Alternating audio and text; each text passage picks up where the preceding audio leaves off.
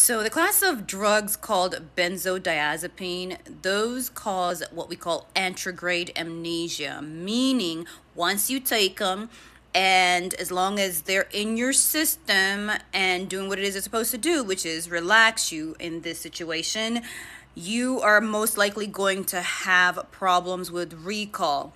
They work on the same receptors as alcohol. So just imagine back in your young party days in college or whatever, and you drank hard and you potentially like passed out, or on the way to passing out, you did some stupid shit that you don't necessarily remember the next day.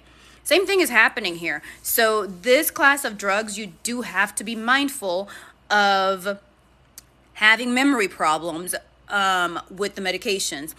One of the drugs that I think about that actually has been in the news in the past is Ambien, which is a type of benzodiazepine, and people were taking it a lot. And they were waking up in the middle of the night, and they were going to the kitchen, and they were cooking, and they were doing all kind of stuff, basically like sleepwalking, doing all these things consciously. But then the next morning, they would wake up and they would not recall a thing. And I think some bad things happened. Now, I haven't reviewed this in a while, but this was probably like 10 years ago.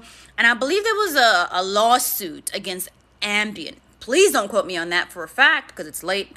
But this is one of the things that happens. It's like you may wake up, do some crazy stuff like an Ambien, or the biggest thing is you are going to have problems with recall. And it's unfortunate, but that is one of the big side effects with benzodiazepines.